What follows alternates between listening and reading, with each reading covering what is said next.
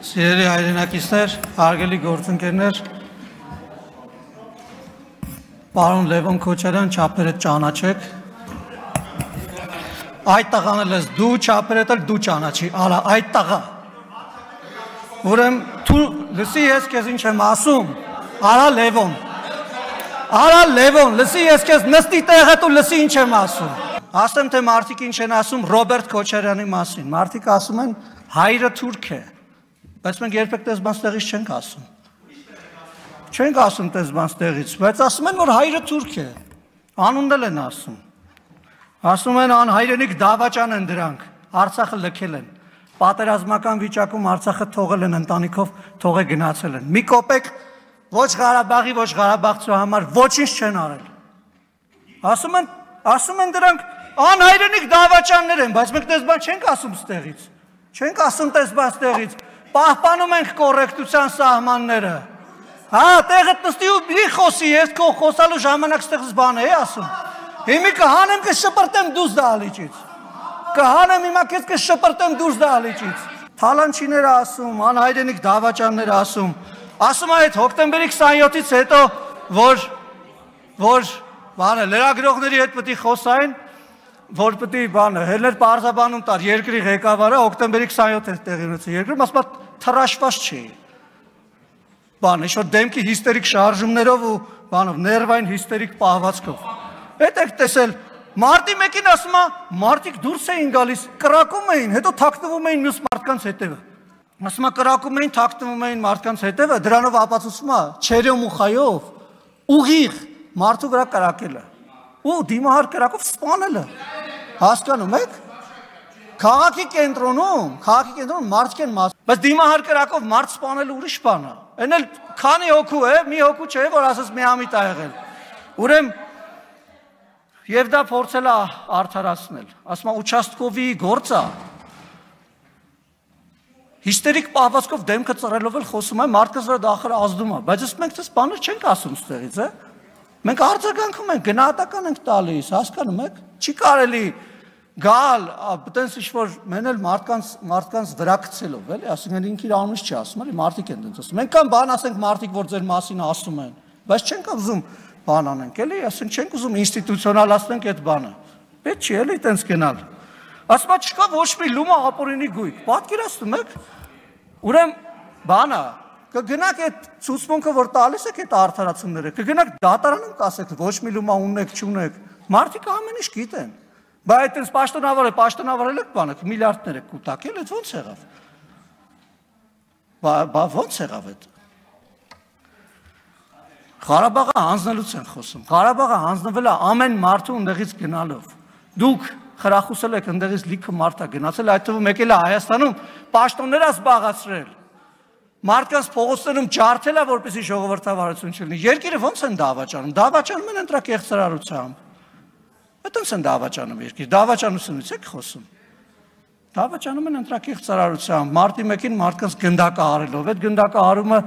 արդարացնելով։ Իսկ ցավակցական խոսք չեք ասել այդ ընտանիքներին, ասեք ինչի մասին եք դուք խոսում։ Ժողովրդավարությունից եք խոսում,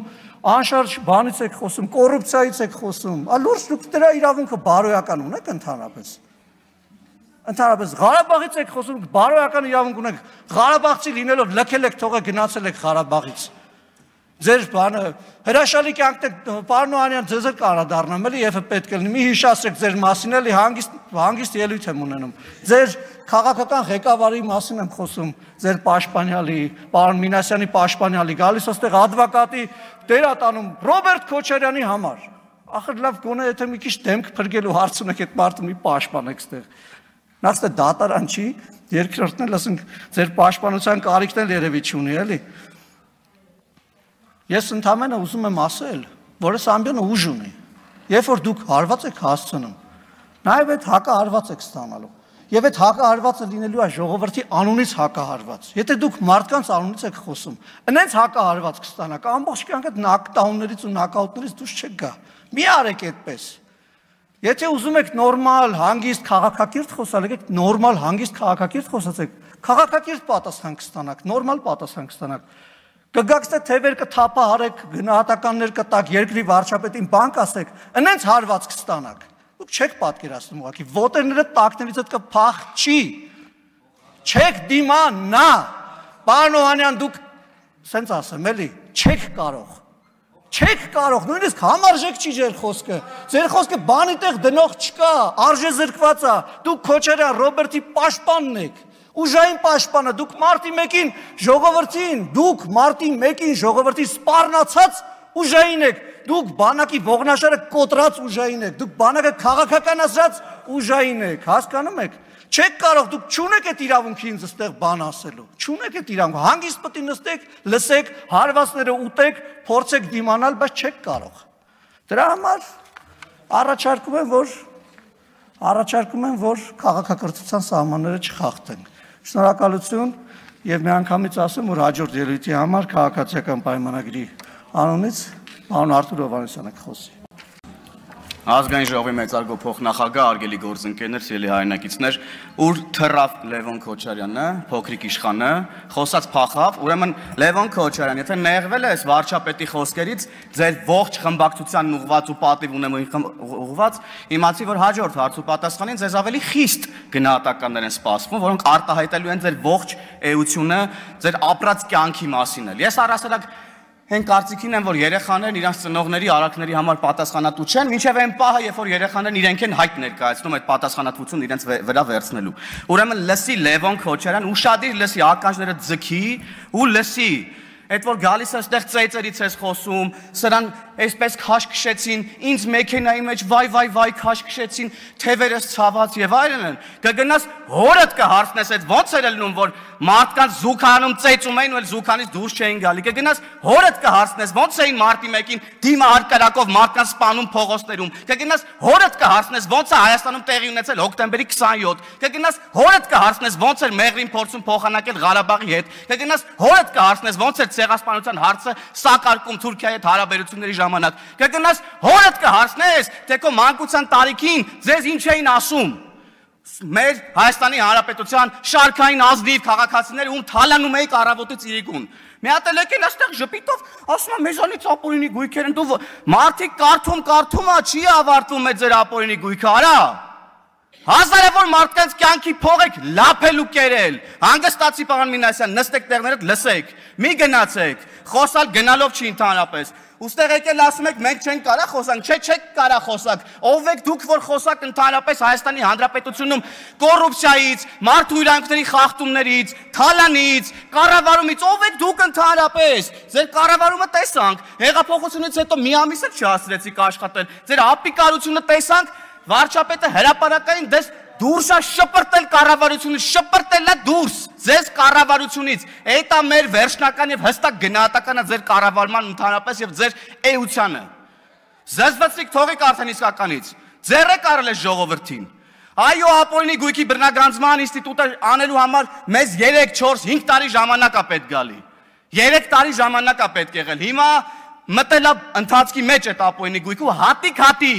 ամեն ինչ վերադարձվելու է այս պետությանը։ Ու հիմա այսպես ջղաձգված եկել եք, փորձում եք ձեր լափածը թալանացա հետ բերեք։ Սենց ինչ-որ բան փորձում են քաղաքացիական պայմանագիր խմբակցության իշխանության ներկայացուցիչներին մեղադրել են բոլոր կերած բաներում ինչ-որ իրանք են արել։ Ով եք դուք ընդհանրապես։ Այո, վարչապետը ասել է լավ արե էլի անելու։ Մենք էլ ենք անելու, ամբողջ ժողովրդի առաջ հրապարակային ձեր երեսը ցույց ենք տալու, ով եք եղել ընդհանրապես եւ ուր եք գնում։ Հերիք էլա բոլ եղավարդը։ Հայ քեզ բան, մի հատ այստեղ Լևոն Քոչարյանն է, գալիս է բան դեմքով մարդու իրավունքների պաշտպանի դեմքի արտահայտությամբ ելույթներ է ունենում։ Լևոն Քոչարյանը մարդու իրավունքների փոքրիկ իշխանն է, լավ ասաց գործընկերուհիս։ Տղա ջան, ասեցի, բոլոր այդ հարցերից պատասխանները կգնաս հորդ կհարցնես։ Ինքդ քո մեջ կվերլուծես Ինչի ես եկես տեղ, ինչպես ես օգտագործվում եւ այլն, հետո նոր խոսանք մնացածի մասին։ Վերադառնալով մարդու իրավունքների առասարակ քննարկմանը, ընդդիմությունը ամեն մարդու հնարավոր բոլոր իրավունքները ասպատակում է ուղղակի։ Հիմա էլ ընկել են կրթվելու իրավունքի հետևից, նայեք, դաշնակները իրանց կոալիցիոն կառավարման ժամանակ օկուպացրել էին ամբողջ կրթական համակարգը, պատմության ֆակուլտետներ, դպրոցներ, պատմության գրքեր, որ թաքցնեին ժողովրդից իրենց իրական դեմքը, որ օրինակ իրանք Օսման դաշնակներ են, որ օրինակ հիմա իրանք Օսման դաշնակների հետնորդներն են, եկել են ստեղ ավարտին հասցնեն ըստ էության, ուրեմն Դավադիր, հələ հանգստացի դու մի հատ Թադևոս Ավետիսյան կամ Ավետիս Թադևոսյան, հանգստացեք ու իմ ելույթի ժամանակ ընդհանրապես տեղից խոսանք, չափերի մասին գնահատականը տվեք ձեր չափերը ցույց կտամ էսա ես քեզ։ Անցնելով առաջ։ Հնարավոր բոլոր իրավունքները ցած փորձում են ոտնահարեն։ Կրտվելուց խոսում ես, գալիս ասում են, խանգարեցես Թադևոս Ավետիսյանը միտքս կտրվեց։ Հա, օկուպացրել էին ողջ, ուրեմն կրթական ոլորտը, որ իրանց էս դավադիր, դավաճան դեմքը թաքցնեն ժողովրդից։ Որ դրա քողի տակ, ուրեմն իրանց քաղաքական նպատակներ իրականացնեն, կրթեն սերունդ, որը չի գալու իրանց հետևից, որովհետև չգիտի իրանք ինչ են արել։ Մենք եկել ենք, ասում ենք իրանք ինչ են արել, պատմության դասագրքերում գրելու ենք հայ ժողովրդի պատմության բոլոր դրվագները, որին որ պետք է հայ ժողովուրդը ծանոթ լինի, որպեսզի մենք ելնենք ուրեմն իրական փաստերից եւ ապրենք եւ մեր ապագան կառուցենք իրողությունների վրա։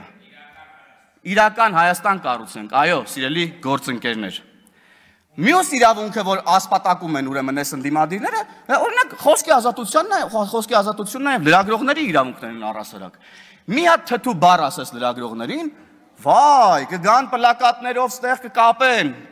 ամենայն հարգանքով բոլորիդ նկատմամբ սիրելի գործընկերներ, ես էլ եմ լրագրող եղել։ Մի հատ թթու բառ ասեն, գիտես ինչ կանեն, էլ չեմ պատկերացնում, նյութեր կգրվեն, էլ չեմ ասում ինչ վերնագրերով եւ այլն եւ այդպես շարունակ, բայց որ օրինակ ընդդիմադիր падգամավորը գալիս է ասում է, որ լավ լրագրող լինեիք, կներեք այս ժողովրդական խոսքից, լավ լրագրող լինեիք, դուք էլ 4 սատ տուն կունենայիք։ Այսինքն էսի չես ասում։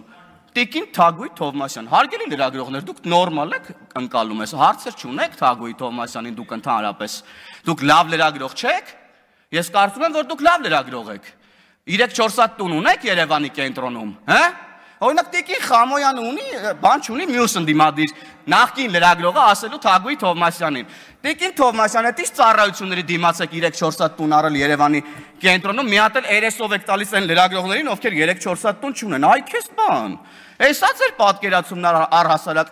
մարդկային փոխհարաբերությունների, աշխատանքային փոխհարաբերությունների, ձեր խմբագրության լրագրողները ձեր ստարուկներն են։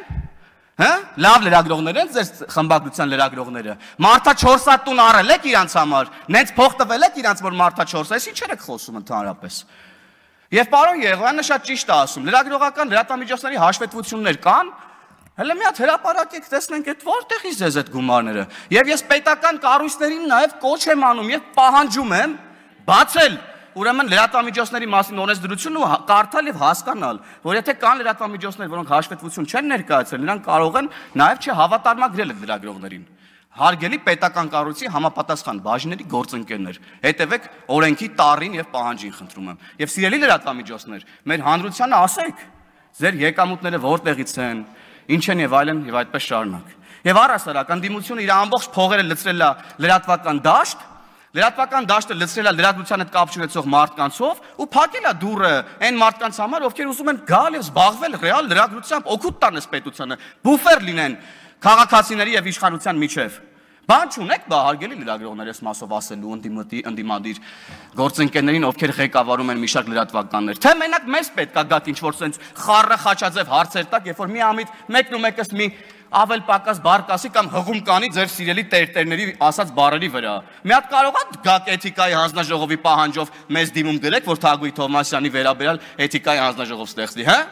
Թե դրանից ավելի քիչ եք նեղվել։ Եվ կարծում եմ այստեղ էլ,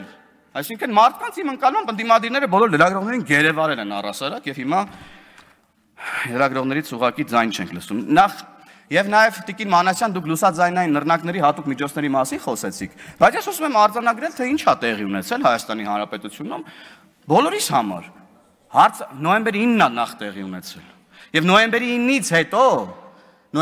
հետո նախ մենք պետք է արձանագրենք, որ նոյեմբերի 9-ը, մարտի 1-ը եւ հոկտեմբերի 27-ը սրանք նույն շղթայի պատասխանատուների ձեռի գործն է։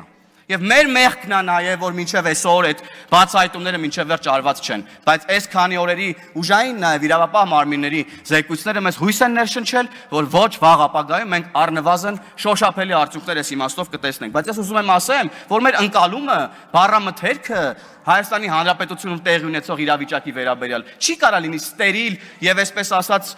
շատ նման այլոց։ Մենք մի պետություն ենք, որտեղ ահաբեկչություն է տեղի ունեցել։ Մի պետություն ենք, որտեղ 2020 թվականին ահաբեկչություն է տեղի ունեցել։ Ես դա ահաբեկչություն եմ որակում, որտեղ նպատակը Արարատ Միրզոյանին սպանելը չէր, նպատակը բոլոր պետական պաշտոնյաների կյանքի վրա հարձակում իրականացնելն էր եւ սահմանադրական կարգը տապալելն էր, պետությունը լուծարելն էր։ Եվ հետևաբար, եւ մանավանդ, երբ որ մարդիկ հարձակվում են ազգային ժողովի շենքի վրա եւ կիրառվում է հատուկ միջոց, մեկն էլ վերցնում է, որ այդ հատուկ միջոցը հետ շպրտի իրավապահ մարմինների վրա, ովքեր հասարակական կարգ են պահպանում եւ վնասված կա ստանում, ամենայն ցավով ես ցավում եմ, որ նման դեպքեր առասարակ մեր քաղաքացիներից որևէ մեկի հետ տեղի ունեն, անկախ նրանից, թե քաղաքացին ինձ ինչ է ասում։ Բայց